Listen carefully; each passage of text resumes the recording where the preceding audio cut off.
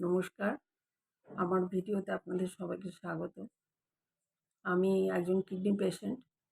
তো কিডনি পেশেন্টদের খাওয়ার খুব প্রবলেম হয়।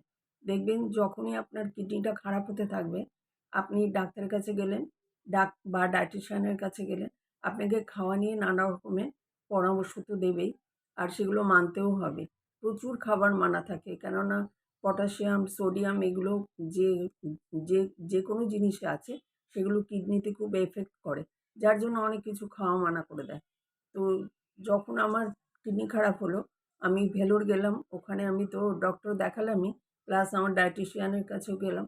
তো আমাকে ওখানে বলে দেওয়া হয়েছিল এমনি ছোটো কাপের ১ কাপ ভাত, সব রকমের সবজি, লিচিং প্রসেস আমি আপনাদের আগেও বলেছি যে জল গরমের মধ্যে মনে করুন আলু পটলের তরকারি খাবেন। পটল, আলু সব ফুটন্ত জলে নুন দিয়ে ঢেকে রেখে তারপরে জলটা ফেলে দিয়ে ওই সবজিটা খেতে। কিন্তু জলটা যখন আমরা ফেলে দিচ্ছি তখন কি হচ্ছে, ওই সবজির মধ্যে যে ভিটামিন, মিনারেলস যত কিছু আছে সব বেরিয়ে যাচ্ছে। কিন্তু আমাদের হিউম্যান বডিতে সবসময় প্রোটিন, ভিটামিন সব কিছু দরকার হয়। ওগুলো ছাড়া আমাদের শরীর তো ভীষণভাবে খারাপ হয়ে যায়, দুর্বল হয়ে যায়। তো সেই জন্য ওটা তো লিচিং প্রসেস অবশ্যই দরকার। কিন্তু সব সবজি যদি আমি জল ফেলে দিয়ে খাই, ধীরে, ধীরে আমাদের কি হবে, ওয়েট লস হতে থাকবে। যেটা আমার ক্ষেত্রে হয়েছিল। বাই যখন আমার কিডনি খারাপ হয় তখন থেকে বছর খানেকের মধ্যে আমার ২০ থেকে ২২ কেজি ওয়েট লস হয়। আবার অনেকের হয়তো হয় না, ভিন্ন, ভিন্ন অ্যাক্টিভিটি থাকে শরীরে।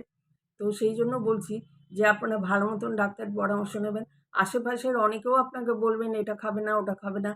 আপনারা কারোর কথা শুনবেন না। আপনারা ডাইরেক্ট ডায়েটিশিয়ান বা ভালো ডাক্তারের পরামর্শ নেবেন।